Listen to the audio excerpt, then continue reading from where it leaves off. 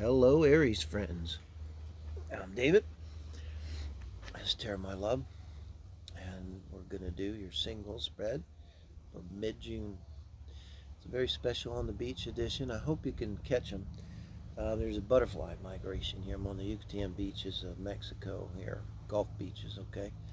I guess maybe they're traveling from here. I think they go to the U.S., huh? Across the Gulf. They seem to be coming from the land side and heading off into the Gulf. But there's like a billion of them, and it's really beautiful, crazy beautiful. So thank you guys for joining me. I'll throw a little energy on your cards here. This is singles read. I came up mainly, I'll do the heart spread, but that's kind of a couples read. It's definitely for somebody that's on your mind, and this is for super singles, totally singles. Anybody who's if you're watching a tarot reading, you're at least open to the idea. But this, we're looking for your soulmate. So I hope this is a little bit different. We're looking for the one who's right for you the way you're right for them. Not your next ex-problem, not your next ex-boyfriend, ex-girlfriend, ex-wife, ex-husband. The right one. Okay, I'm going to try to describe them. Like, think of it as maybe they've been up flying around and can't land because there's nowhere to land, but now you're totally single. Now you're super single. They can come on down. We're going to meet them and try to get to know them a little bit here. If I need to clarify, I'll use the Klimt art deck. I usually don't this reading, but we'll see as we go along here. Keep in mind, Sun, Moon, Rising, and Venus. As I talk about their energies, I'll talk some about their natal chart. I usually get hits on that too. We're dealing with a little bit of wind now. Thank you. Oh, I'm not showing my flabby man boobs to try to boost my rating. It's just like it's so fucking hot. I just can't stand anymore. Um, on the beach today, rain's coming, super humid. The breeze, welcome. Tolerate me, thank you. Look at the beautiful view back there. It's amazing. And the butterflies. Oh, God help us. So we're here for the reading, okay? Spirit, thank you guys. In the name of light and love, so it serves the greatest good. What can you tell us about the soulmate of our Aries that are watching here today? We're going to look at their emotional aspect. That's why I call it the four pillars. Three of Swords. The card don't is not what it means. Take a pill. In the Empress, it's not like they're not going to break up with you. Not that kind of reading. Okay, now this is their intellectual nature. Strength, very nice card to get there. Knight of Cups. Three major arcana out of four here, okay? In case you didn't think there was something kind of important going on, maybe. It looks like there is, okay? The major arcana, all the stuff that's outside of our control, fate and destiny and your soul's path, which I think you see a lot in your natal chart, which is a star map of our soul's purpose, I think, especially around the north and south nodes. Now we're looking at the emotional nature and the intellectual nature here. Two of the four pillars you need to have in a relationship, I think. Compatibility. This is the sexual nature, Queen of Wands, and the love nature. Sexual and love nature, Queen of Wands, Four Cups. Okay.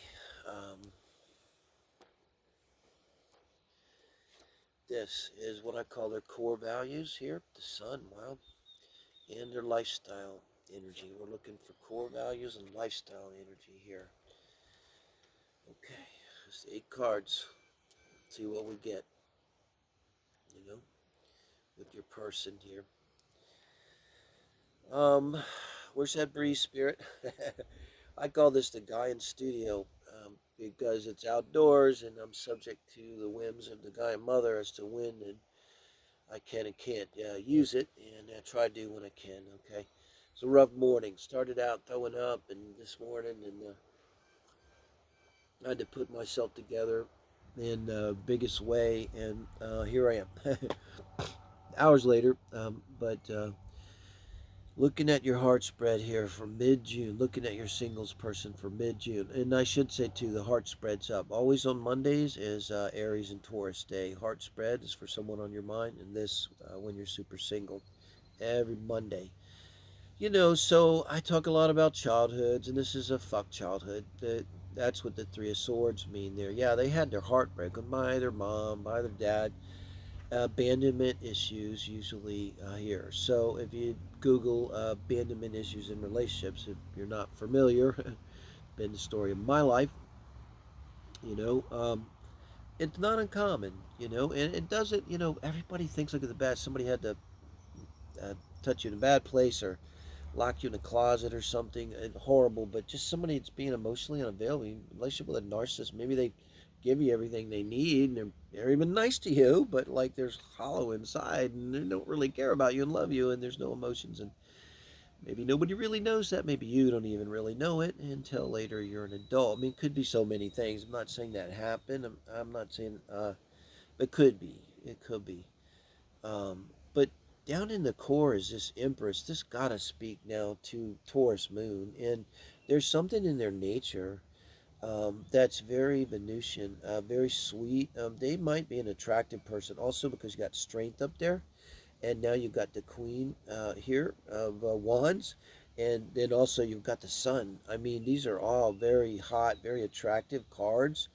I mean, if this is a man, they're physically a beautiful man, and they might be well endowed. They're probably in sexually, they're going to be aggressive, not whips and chains. They're not going to have trouble taking charge, and leading the way, in terms of love and relationships. So uh, it's kind of. They might gonna tell you this story about whatever it was that happened. Um, they could have had if it was a dad that left, it really hit him hard and left the mom in some kind of difficult position. It could be, God, with this stuff, it's not always that their mom was a narcissist. It's exactly like that. It's like they got three brothers and the mom, and then the dad left and fucking took their credit cards and their car and screwed them, and now they got to put everything back together. And I grew up with a single mom. Now you're a single mom. You got three kids. You're fucked. You got to put everything together, and it's gonna be absolutely impossible to give all of those children, the love and attention that they need. Mother fucking Teresa would probably be hard pressed to pull that off, right? And this person could be like a Mother Teresa, too. I mean, they're beautiful and sweet, very Venusian. Um, they have this Taurus moon, and I want to see if there's a Taurus Venus in store or Libra Venus, but maybe not. Um, so the moon might be really powerful in their chart. Maybe it's in like their first house or something. So look for a Taurus moon in the first house in their natal chart. Okay. So there's someone that's going to be very confident in a way that's easygoing and receptive, a divine feminine way, even if they're a man. Not confident in a fire outward type of way, so much as a really nice way. This could even be like a truly dominant person. They're very rare, a real dominant person. So, and they're never the one that beats their chest. And they're men and women. There's someone that just has this energy about them that's confident. They don't second guess themselves. They don't doubt themselves. They usually don't waste any energy in overthinking or worrying or do I look fat? They don't sit around like me right this very moment and thinking, what are you doing with your flabby man boobs on fucking YouTube? Even if it's hot, just sweat, but bitch. They don't think like that. For one thing, if they're a man, they ain't got flabby man boobs. Tell me, I mean, I'm telling you, they're going to be a gorgeous man and they're going to be a gorgeous woman, either way. So, but they don't waste any time and they're just, this thing in their childhood, yeah, it's part of their life, but they have a very strong core, it's a kind of person like also like they're just going to be the same. However you find them, it's kind of how they are. So with this kind of energy, I get the feeling like people would come to them, like people would be drawn to them, like the way they talk, it could have a Venusian element to it, where they have a very attractive voice. A man or a woman, something that kind of draws you like that siren's call. You just hear it across a room in a party. We have all the noise going on, the cacophony of the voices. You kind of hear this one, and and I could just see people kind of being drawn to them. And they would be drawn to them not just because they're attractive. I think they're very warm and down to earth and kind of open, you know. Um, Again, not in that way of like, hey, look at me, listen to me, look at me, listen to me, but of just being very confident. And it's like, so, like when they did talk, probably people would just stop and listen, you know, but they wouldn't be someone that's going to like dominate the conversation. And I think showing here with the Knight of Cups in the intellectual position, that they have an emotional intelligence. And the straight shows, by the way, I don't know, like peg and IQ, but they're gonna come across as someone who's really intelligent. It's like, fuck me. Even though almost before they talk, you're just gonna kind of get this vibe. The look in their eyes, they're gonna have a look like a brightness, like they get things, you know. And then once they start talking, and I got a feeling like you and maybe other people before you, remember this is your soulmate, so it's cool, okay, with you. But they might be seen as the total package. I mean, I'm just saying, there's a lot here to unpackage, and nobody's perfect. But you look at somebody that got the physical attractiveness. They're charming. They're not overbearing. They're not, you know, full of themselves and everything. There's just a tremendous balance. They're Knight of Cup. They're emotionally open and receptive. You know, um, I tell you where they have problems. I'll come back to the sexual, not really problems, but I think that's where you see their three of. Uh, where does this go? This Three of Swords, it never disappears. It often goes into the sexual, into the bedroom. Um, so I say they're dominant. They might don't mind taking actions. Well, hell, I'll go there. So they're dominant. They don't mind being the dominant one and taking the actions at all, you know. But I don't want to use the word switch, but that could be some of what it is. Um, but with this Four of Cups, they're extremely vulnerable. And I think, like, seriously, I started this by saying if you're not familiar with abandonment issues, and if you think you are, because you just hear the word and you think, well, yeah, it's about being abandoned. I get it, you know. But um, this is going to help you because I think this is the kind of person exactly in the bedroom, like, and it's not just the bedroom. It's their way they love too, and the way they give love, and the way they want to receive love, is so affected, you know, by this abandonment stuff. Uh, wow, you might see this in their career too. But I'm trying to think of a Venus and a Mars sign that makes sense here. We got the Taurus Moon. I really don't have a lot else. I mean, you could say Leo. You got the Strength card here. Um, and that would describe someone who's confident and beautiful, you know, and Leo associated with the ego, you know, and the Sun is associated with Leo in the fifth house. But ego's great, and so I think there's someone that has, I don't know, the right amount of ego. It's like they're just not overbearing or dominant or, you know, in any way insecure. They're not insecure, so they don't need to pretend to be something they're not. You know, they're genuinely strong, genuinely nice, genuinely beautiful. They don't have to pretend really at anything. But I think in the bedroom there's some vulnerability. You may find them, even if a man, that they may cry like during or after sex. You may have to work through some abandonment issues in the bedroom. I'd be just extra sensitive in the bedroom with your person here, Aries, um, because they might not exactly show it. You know, this is in the deeper unconscious level. Um, they might not exactly show it. They might be more vulnerable than they seem, and they're never more vulnerable in their life with anyone as when they close that bedroom door and give their heart. Because look here now, the Queen of Wands, she got an army to protect her. She's in a castle. There's always guys standing around a few feet away with like nasty looking spears and shit. You know, she's not afraid.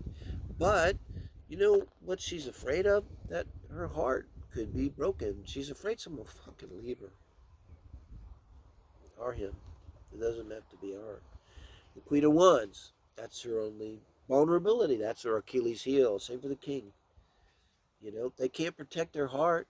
The army can't protect your heart. You can't protect your heart with a bullet, you know. And so that's the one place where they're the most vulnerable, and you'll be cool with that. It'll be cool, but keep that in mind. I think there'll be a nice mixture of passion and emotional sweetness, in their lovemaking too, guys. Now, in there, whatever they do, they're a star. They're a head of a business. They're the head of their own company or something like that. And with the Five of Swords showing up here at the bottom in their lifestyle, I think they're generally going to want a nice house. I think they're going to be able to provide it. They're probably someone's mature, makes a good living. I won't say they're wealthy, but they're going to want things around them. They want to be comfortable in a typical kind of Taurus moon. Just Google that or YouTube. What does it mean to have a Taurus moon just by itself? It's kind of, I think they're going to may have a 0-degree Taurus moon, which really expresses the Taurus moon energy strongly. Um, and if you go with a Leo, then I got to think they also have a Leo Venus here, and I think a Cancer Mars. That's the Cancer Mars, the ones that cries after sex. So we're looking at a Leo Venus and a Cancer Mars person, probably a Leo Sun here. And they may have a Cancer Mercury. I'm going to go there. So let's tie it up. We got a Leo Sun. We got a Taurus. I don't know the rising. We got a Taurus Moon. And we're going to have Mercury in Cancer, and we're going to have Mars in Cancer. They may be conjunct. They're in Cancer, not that big of a stretch, within a 10-degree orb, and then the Queen of Wands. This is going to be the Leo Venus. So again, someone very passionate, big heart, very warm. But in terms of love, then that Cancer comes in where Mars is debilitated, where it is right now. So it could be significant. Look at Mars on the chart, where it's at right now, like 20, about to leave, 28, 29 degrees, Cancer. So um, that's a person in terms of love. They'd be just like that. Like, they bring the passion, but they also, Cancer ones, they need sex, It's emotional to them. Think about that. That's what I mean, I guess. And sum all that stuff up I was saying about their vulnerability. Sex is very emotional, and they need that sex to feel bonded and to feel connected. It is not just sex. Just it never is, but with them particularly, and they may not actually say that, or even kind of give that vibe off, but know that it's true. Aries, thank you guys. Give me a like, I appreciate it. Really love everybody. Subscribe, and thank you guys.